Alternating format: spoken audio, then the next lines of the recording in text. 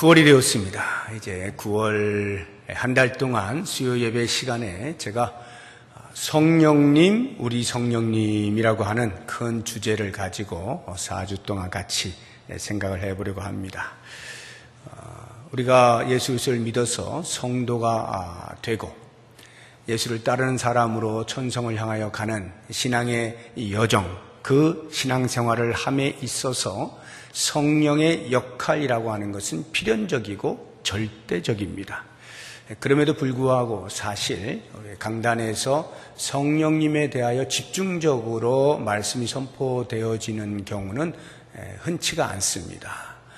때마다 성령님에 대한 언급은 많이 있지만 성령님을 주제로 해서 집중적으로 알아가는 그러한 시간들은 그동안에 그다지 많지가 않았는데 이번 9월 한 달 동안에 성령님에 대해서 성령님이 어떤 분이시고 또 어떤 일을 하시고 우리에게 어떠한 역할로 다가오시는가 이러한 것들에 대해서 집중적으로 같이 한번 생각을 해 보려고 합니다.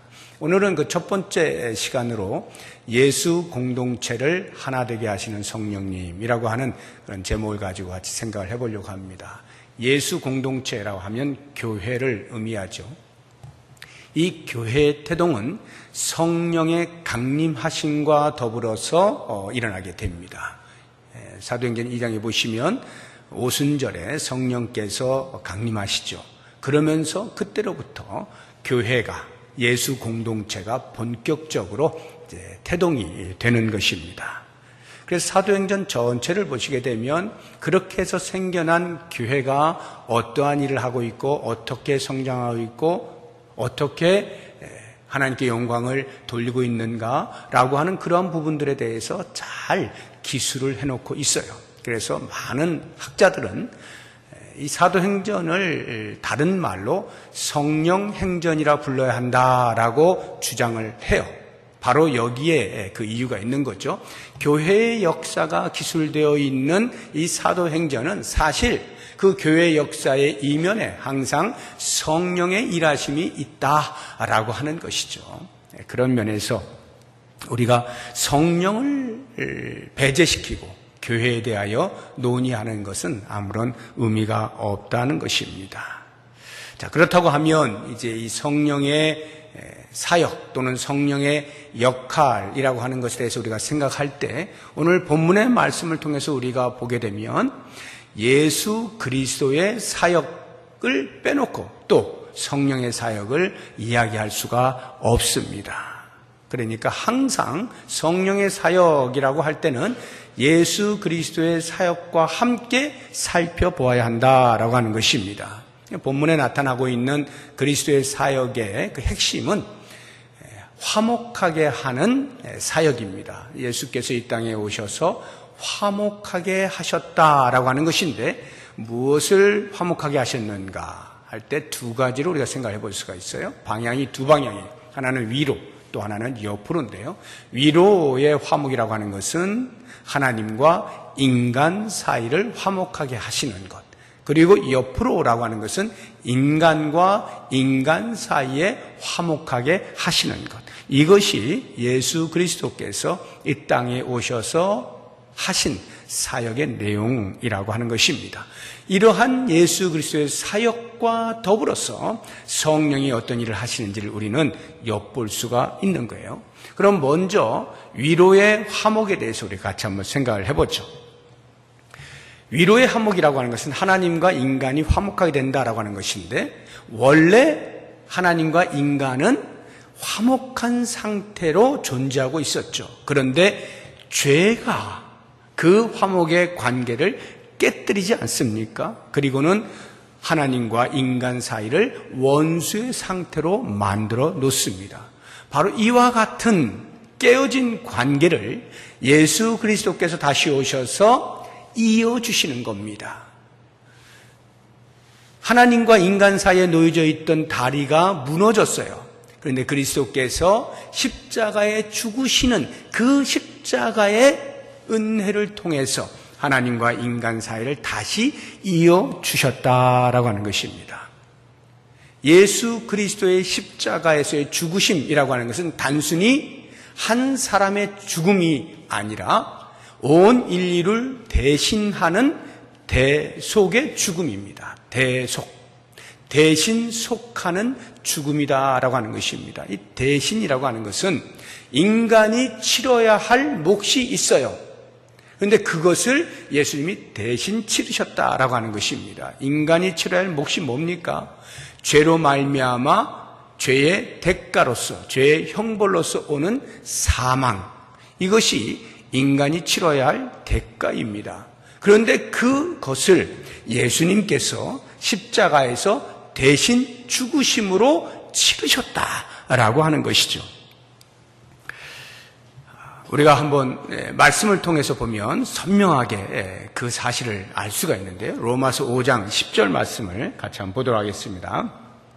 같이 읽어봅니다. 곧 우리가 원수 되었을 때에 그의 아들의 죽으심으로 말미암아 하나님과 화목하게 되었은즉 화목하게 된 자로서는 더욱 그의 살아나심으로 말미암아 구원을 받을 것이니라. 거기 보시면 우리가 원수 되었을 때에 그의 아들의 죽으심, 예수 그리스도의 십자가에서 죽으심으로 말미암아 하나님과 화목하게 되었다라고 하는 것입니다.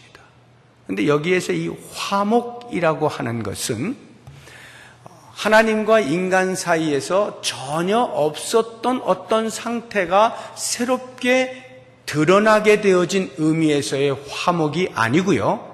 하나님과 인간 사이에 이전에 이미 존재하고 있었던 관계의 상태, 그것으로 다시 돌아간다라고 하는 의미에서의 화목을 말하는 거예요.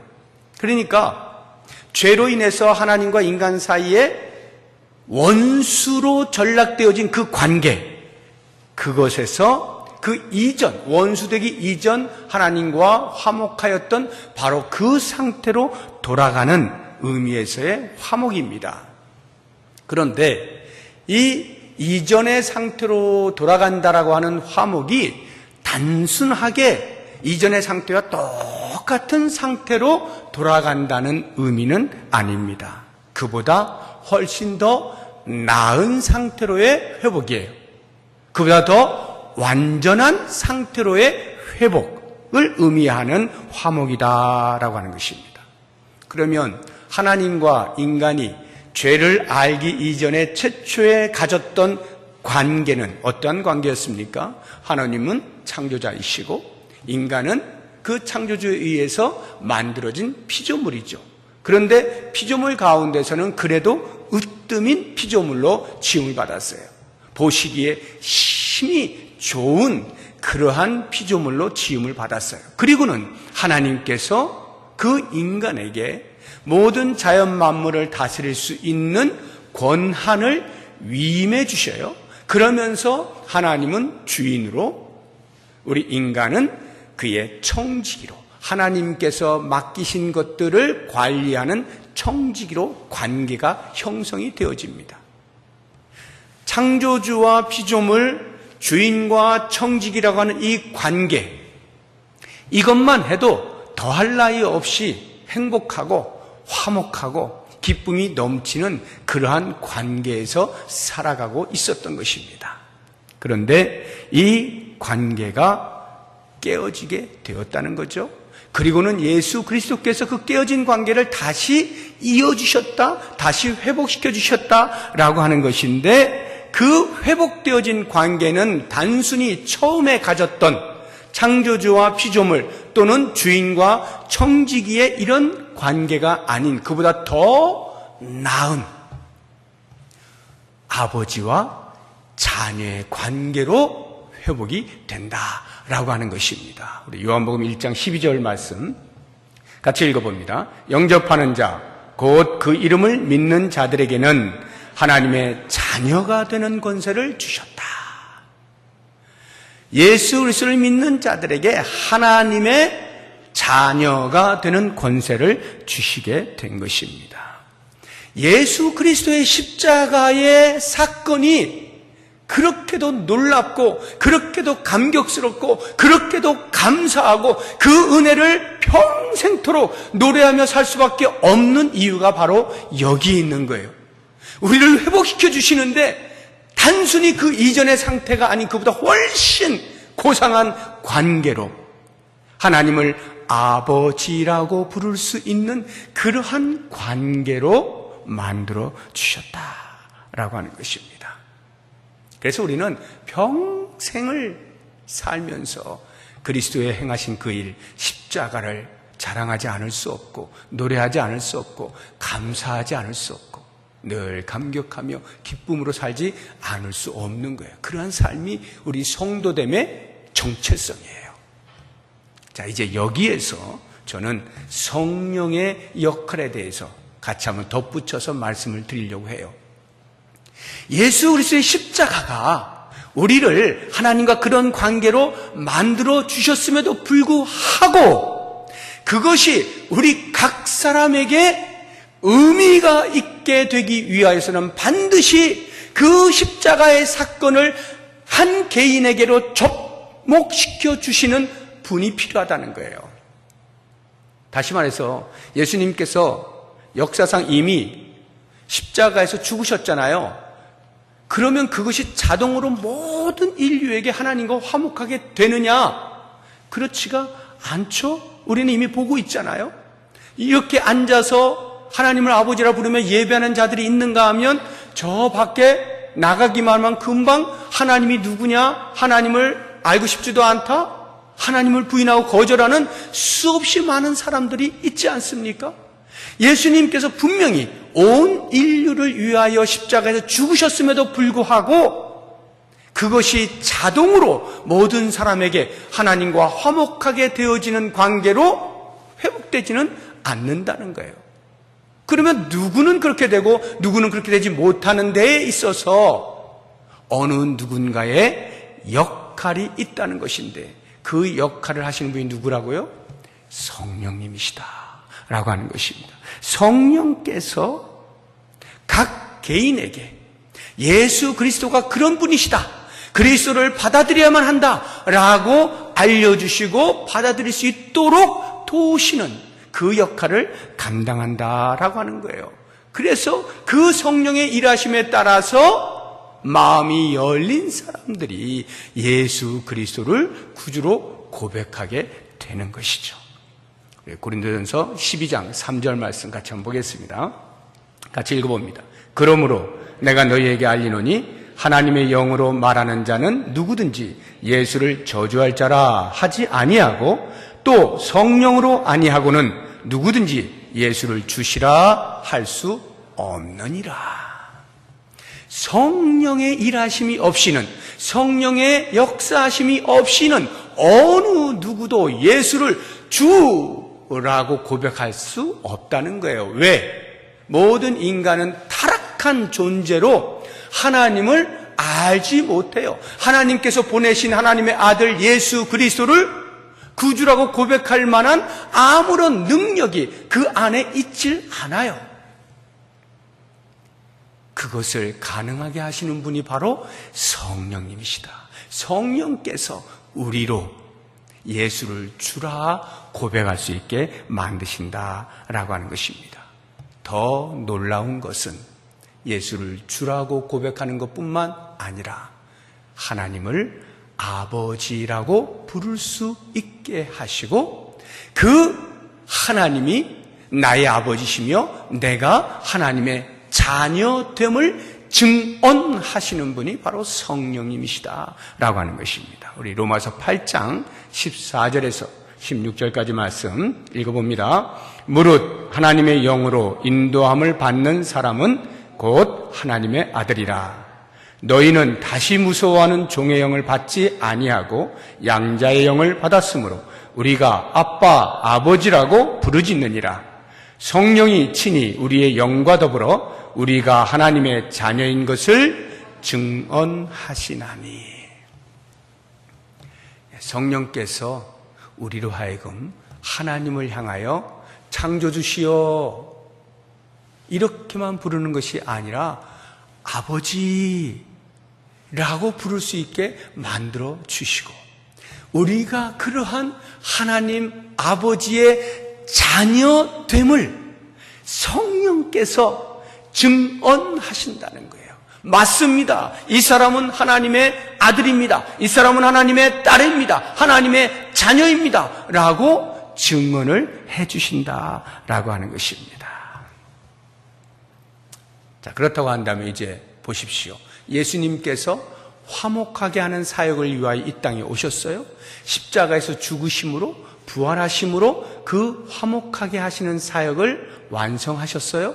그래서 예수 그리스도 안에 들어오기만 하면 모든 사람은 하나님과 화목하게 되어지고 사람들과 화목하게 되어집니다. 그런데 그 일을 직접 한 개인 개인에게 완성시켜 주시는 분이 성령님이시다. 성령의 일하심이 없이는 예수 그리스도의 십자가의 그 놀라운 사건이 개인에게는 아무런 의미가 없게 되어진다는 거예요. 성령이 일하심으로 말미암아 비로소 그리스도의 십자가의 사건이 나에게 의미가 있게 되어진다라고 하는 거예요. 그러니 성령이 하시는 일이 얼마나 중요해요. 그리스도께서 이루어 놓으신 그 구원을 완성시키시는 거죠. 이것이 성령이 하시는 일이다라고 하는 거예요. 자, 그러면 이제 또 한 가지 더 예수 그리스도의 화목하게 하시는 그 일을 통해서 성령이 어떤 일을 하시는가를 또 보겠는데, 위로 화목하게 하시는 그리스도의 일뿐만 아니라 옆으로도 화목하게 하시죠. 인간과 인간 사이를 화목하게 하셔요. 그리스도의 십자가의 그 사건이 인간과 인간 사이, 멀어져 버린, 원수되어져 버린 인간 사이를 화목하게 만들어 주신다라고 하는 것입니다. 오늘 본문의 말씀 한번 보십시오. 에베소서 2장 14절 보시면, 그는 우리의 화평이신지라 둘로 하나를 만드사 원수된 것 곧 중간에 막힌 담을 자기 육체로 하시고 둘로 하나를 만드셨다, 이렇게 나오죠. 15절 보세요. 법조문으로 된 계명의 율법을 폐하셨으니 이는 이 둘로 자기 안에서 한 세 사람을 지어 화평하게 하시고, 둘로 한 세 사람, 한 세 사람, 새로운 사람이라고 하는 한 단수예요. 둘을 하나의 새로운 사람으로 만들어서 화평하게 했다라는 것입니다. 16절도 보세요. 또 십자가로 이 둘을 한 몸으로 하나님과 화목하게 하신다. 이 둘을 한 몸으로 되게 만드신다. 무엇이 가능하게 한다고요? 예수 그리스도의 십자가의 대속, 이것이 인간과 인간을 하나 되게 하셨다라고 하는 것입니다. 오늘 본문의 말씀을 보게 되면 계속 둘 나오잖아요. 이 둘을 하나로 할 때 바울이 규정해 놓은 이 둘이 어떤 사람들입니까?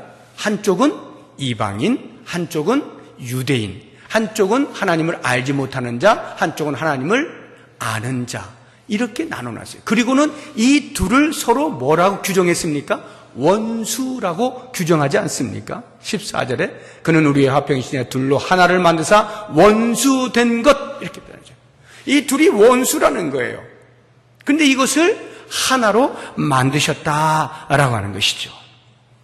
근데 이방인과 유대인을 원수되게 한 그 가운데 막혀있는 담이 뭡니까? 율법이라고 하는 것이죠. 율법이라고 하는 담이 이방인과 유대인을 나누었다는 거예요. 그리고는 이 둘을 원수로 만들었다는 것이죠. 율법이 과연 사람과 사람 사이를 이간질해서 원수되게 하는 그러한 기능을 합니까? 원래 율법은 그렇지 않죠. 하나님께서 이스라엘 백성들에게 율법을 주실 때에는 구원받은 백성들에게 그 삶의 지표로서 율법을 주시죠. 거룩한 것입니다. 사랑이 풍성한 것입니다. 어떻게 해서든지 하나님의 백성들이 죄를 억제하고 살아갈 수 있도록 허락해 주신 것이 율법이에요. 대단히 좋은 기능을 가지고 있는 이 율법이 둔갑을 하죠. 사람이 바꾸어 버립니다. 그래서 편을 가르는 데 율법을 사용하고 담을 쌓는 일에 율법을 사용하는 것입니다. 그리고는 다음에 이쪽 편과 이쪽 편을 나누어서 서로 원수라 부르고 있는 것입니다. 사람이 그 선한 율법을 변질시켜서 담으로 만들어 편가르기를 했고 원수되게 만들었다라고 하는 것입니다. 그런데 이렇게 세워진 담은 난공불락이에요. 어느 누구도 그 담을 허물 수가 없어요. 도무지 그 담을 중심으로 양편에 찢어져 있는 두 그룹의 사람들을 화목하게 할 수 있는 방법이 없는 것입니다.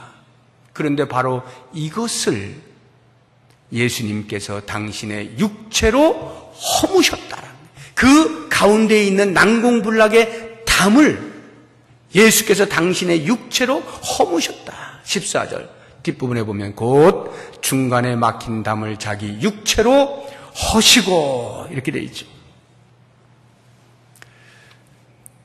우리 역사 속에서 담벼락이 허물어져서 평화를 이룬 아주 역사적인 사건이 있죠.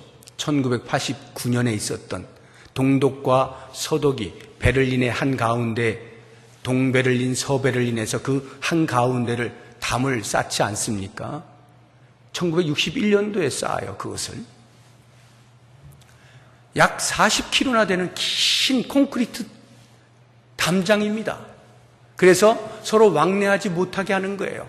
하도 동쪽에 있는 독일 사람들이 서쪽으로 넘어가는 일이 빈번하게 되니까 이 동독의 인민군들이 장벽을 쌓아버린 거예요. 못 넘어가게. 그리고는 특별하게 한 문만 열어놓고 허락하에 왔다 갔다 할 수 있게 그렇게 만들어 놨어요. 그런데 그 28년 동안이나 허물어지지 않을 것만 같았던 난공불락처럼 보이는 그 콘크리트 담벽이 1989년도에 허물어지잖아요. 여러분 영화를 혹시 보셨는지 모르겠어요. 영화 같은 데 가끔 그 역사적인 장면들 나오는데요. 젊은이들이 손에 연장을 들고 뭐 망치가 됐든 뭐 삽이 됐든 뭐가 됐든 연장을 들고요. 양쪽에서 동쪽에서 서쪽에 쫙 나와서 그 담벼락을 다 허뭅니다. 깨부셔요. 그러면서 졸지에 통일이 돼버려요. 우리나라도 이 38선이 있어가지고 이거 언제 허물어질지 모르겠습니다. 그런데 하나님께서 하시고자 하면 순식간이라도 되는 것이니까요. 이런 어떤 난공불락의 담을 허물 때 비로소 하나가 되어진다라고 하는 것, 우리는 역사를 통해서 잘 보고 있는 거예요. 근데 예수님께서 당신의 육체로 그 가운데 막혀있던 율법이라고 하는 담을 허무셨어요. 그 표현이 15절에 나오는 거예요. 법조문으로 된 계명의 율법을 폐하셨다. 근데 이제 예수님께서 하신 말씀보다 더 성경 전체적인 개념으로 보자고 하면 그 율법을 쓸데없는 것이니 예수님께서 버리셨다는 뜻이 아니라 어떻게 율법을 완성하셨다. 그것이 이제 정확한 표현이겠죠. 율법을 완성하시는 것으로 그 담을 다 허무시고 양편의 원수된 자를 하나로 만드셨다라고 하는 것입니다. 그런데요, 이 땅을 우리가 가만히 살펴보면 예수를 알지 못하는 이 세상은 마치 이방인과 유대인을 나누어 놓은 것처럼 가운데 담을 세워놓고 사람들을 나누는 숱한 것들이 있습니다. 한마디로 가진 자와 없는 자 사이에 담이 있죠. 배운 자와 배우지 못한 자 사이에 담이 있는 것입니다. 건강한 자와 약한 자 사이에 담이 있는 거예요. 남자와 여자 사이에 담이 있는 거예요. 어른과 아이 사이에 담이 있고요. 민주주의냐 독재주의냐 이념을 가지고 담이 있습니다. 온갖 담들이 있어요. 사람들이 다 만들어 놓은 담들이죠. 그러한 담들 허물어지질 않아요. 보십시오. 지금 이 시대에도 여전히 그렇게 사람이 만들어 놓은 담을 가지고 피차에 한쪽은 또 다른 한쪽을 향하여 비난을 하고 또 다른 한쪽은 업신여기고 조롱하면서 그렇게 계속해서 서로 화살을 쏘아대고 있지 않습니까? 우리나라만 해도 정부가 어떤 당이 집권을 하느냐에 따라서 피차에 계속해서 화살들을 쏘아대고 있지 않습니까? 이것이 이 세상이 만들어놓은 담으로 인하여 형성되고 있는 원수지간이에요. 이러한 원수된 사람들을 예수 그리스도께서 십자가의 죽으심으로 일시에 허무셨다라고 하는 것입니다.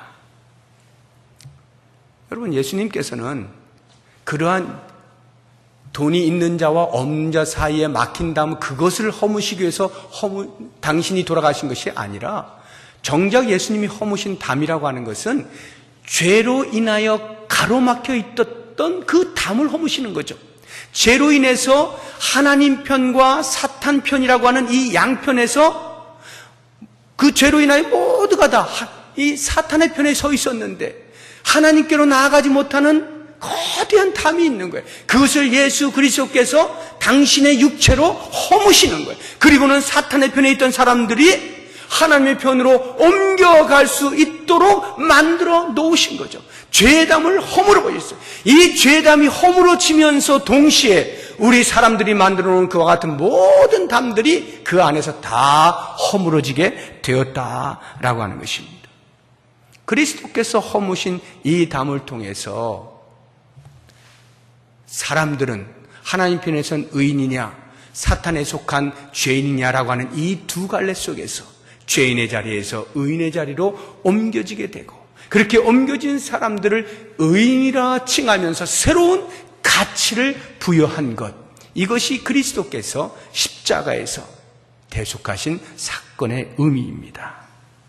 자, 그렇다고 한다면 바로 이와 같은 그리스도의 일하심, 여기에 이미 앞서 말씀을 드린 것처럼 성령께서 더하여 일하시는 일이 없이는 그와 같은 놀라운 사람과 사람 사이에 하나 되어지는 일이 우리 개인에게 적용되지 않는다는 말이에요. 성령이 일하시지 아니하면 그렇게 모든 담을 허무시고 하나라고 말씀하고 계시는 예수 그리스도의 그 말씀이 가치가 있지 않게 돼요.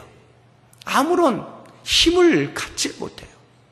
성령께서 일하셔서 우리로 하여금 그렇습니다 하고 죄인의 자리에서 의인의 자리로 옮겨오게 되어질 때, 성령의 일하심으로 말미암아 그렇게 예수 그리스도를 받아들여 그리스도를 구주로 고백하고 의인이라 칭을 받게 되어지는 그 순간에 비로소 그 안으로 들어온 모든 사람들은 피차에 더 이상의 사람이 만들어놓은 장벽 안에 갇혀있지 아니하고, 우리는 모든 다 예수를 믿는 자로서의 동일한 한 가지 가치를 가지고 우리는 하나다라고 말을 하게 되어진다라고 하는 것입니다. 성령께서는 이렇게 예수 그리스도를 통하여 하나님의 나라로 편입된 자들을 모두가 사랑의 끈으로 이렇게 둘둘 이렇게 묶으시는 거예요. 그리고는 하나라고 말씀을 해주고 계시는 거예요. 우리 에베소서 4장, 지금 2장을 봤는데 4장 한번 보세요. 3절 보시면 평안에 매는 줄로 성령이 하나 되게 하신 것을 힘써 지키라, 이렇게 되어 있지 않습니까? 성령이 하나 되게 하셨어요. 우리를 다른 것으로 편가르기를 하지 않으시는 거예요. 예수 공동체 안에 들어온 이 한 가지로만 우리 모두를 하나라고 명하신 거예요. 재물이 있든 없든, 많이 배웠든 못 배웠든, 지위가 있든 없든, 외모가 이러하든 저러하든, 그 어떤 세상 사람들이 만들어놓은 모든 벽들을 다 허물고 오직 그리스도 안에 들어와 있다고 하는 그 사실 하나만으로 사랑의 끈으로 묶어놓으셨다는 거예요. 그리고 하나다라고 말씀을 하시는 거예요. 그러면 이제 우리에게 남은 숙제가 있죠. 이렇게 성령께서 역사하셔서 우리를 그리스도 안에서 하나 되게 하신 그 놀라운 일에 대하여 우리는 힘써 지켜야 하는 사명이 있어요. 힘써 지켜야 하는 숙제가 남아 있어요. 힘써 지킨다는 게 무슨 말일까요? 대충 있으면 저절로 되는 것이 아니다라는 말이에요. 애를 써야 된다는 거예요. 노력을 해야 한다라고 하는 것입니다. 어떤 면에서 보면 성령께서 왜 이렇게 또 숙제를 남겨놓으셨을까? 좀 이렇게 귀찮을 수가 있어요. 그냥 성령께서 하셨으면 끝나는 거 아닐까? 그냥 하나 되게 그냥 그렇게 살아갈 수 있도록 해주시면 좋지 않을까? 왜 그렇게 하지 않으실까요? 왜 우리에게 숙제를 남겨놓으셨을까요? 왜 힘써 지키라고 하실까요? 이유는 하나입니다. 우리의 자유의지를 존중하는 거예요. 우리의 자유의지를 존중하는 거예요. 너는 이제 성령을 모신 자로 성령 앞에 민감하게 반응하기만 하면 얼마든지 모든 성도들과 더불어 하나 될 수 있다. 그러니 노력해봐라. 된다. 우리의 자유의지를 발동하여서 자유의지를 최대한으로 바르게 사용해서 선하게 사용해서 그 하나됨을 지켜내도록 기대하고 계시는 거예요. 우리의 자유의지가 성령님에 의해서 존중을 받고 있다라고 하는 것이죠. 그래서 우리는 성령으로 인하여서 그리스도 안에서 부르심을 받은 자로서의 합당한 삶에 대한 요청이 있게 되는 거예요. 우리 4장 1절 다시 한번 보세요. 4장 1절. 그러므로 주 안에서 갇힌 내가 너희를 권하노니 너희가 부르심을 받은 일에 합당하게 행하여. 너희가 성도가 부르심을 받은 일에 합당하게 행하여. 우리 모두는 각각 하나님의 부르심에 합당하게 살아가야 할 삶의 의무가 있다는 거예요. 그 부르심에 합당한 삶이라는 게 뭐예요? 2절에 나오잖아요. 2절에 모든 겸손과 온유로 하고 오래 참음으로 사랑 가운데서 서로 용납하고 평안에 매는 줄로 성령이 하나 되게 하신 것을 힘써 지키는 것, 이것이 부르심에 합당한 삶이라고 하는 것입니다. 그 2절의 내용들을 보세요. 겸손이며 온유며 오래 참음이며 사랑 가운데서 용납하는 것이며 이 모든 것들은 다 우리 각 개인의 성품과 인격에 대해서 말하고 있는 거예요. 그리스도 안에서 성령으로 말미암아 구원받은 자가 갖추어 나가야 할, 점점 더 성숙하게 되어져야 할 인격과 성품을 말하고 있는 것이죠. 이러한 우리의 인격과 성품을 최대한 동원하여서 성령이 하나 되게 하신 것을 힘써 지켜나가는 거예요. 우리 한국교회는요, 예수를 믿으면 구원 얻는다라고 하는 이 한 가지 사실로 수없이 많은 사람들을 교회로 불러 모았습니다. 거기까지는 문제가 없어요. 그런데 그것이 너무 쉽게 모여져 버렸어요. 너무 쉽게 모여져 버렸어요. 그것이 다인 줄로 아는 거예요. 예수를 믿는다는 것은 어쩌면 그때로부터 본격적으로 우리에게 맡겨진 숙제를 풀어야 하는 것인지도 모릅니다. 그 숙제가 뭡니까? 예수 믿는 사람다운 삶. 이것이 우리에게 남겨진 숙제라고요. 그래서 본헤퍼가 값싼 은혜에 대해서 이야기하고 있는 거예요. 예수 그리스도의 십자가의 죽으심이라고 하는 것은 값싼 은혜가 아니라는 거예요. 그 은혜로 말미암아 우리에게 남겨진 숙제가 있다는 거예요. 삶에 대한 진지한 고민이 있어야 되고 노력이 있어야 되고 성령이 하나 되게 하신 것에 대하여 힘써 지켜내야 하는 일이 있다는 거예요. 이 힘써 지키는 일이 그냥 됩니까? 내 욕심을 버리지 않으면, 내 자존심 버리지 않으면 안 되는 거예요. 내가 너와 나의 관계 속에서 내 자존심을 지키면은 어떻게 하나가 될 수가 있겠어요?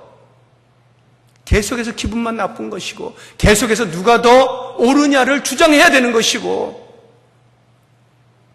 그것을 사람들에게 변명해야 되는 것이고 증명해야 되는 것이고 그러면서 그 사람을 미워해야 되는 것이고 짓눌러야 되는 것이고 이게 우리의 자연적 성품이에요. 그런데 성령이 하나 되게 하셨기 때문에 우리는 그러한 내 자연적 성품을 버리고 짓누르고 제거하고 잘라내고 성령이 하나 되게 하신 것을 힘써 지켜나가는, 내 욕심을 버리는, 끊어내는 이러한 작업이 필요하다는 거죠. 그러할 때 그 교회가 비로소 성령이 하나 되게 하신 것의 의미를 깨닫게 되어지고 그 삶의 가치와 질에 대하여 맛보기 시작하고 그러면서 아름다운 교회, 좋은 교회, 건강한 교회, 행복한 교회라고 하는 이런 말들이 자연스럽게 따라오게 되는 거죠.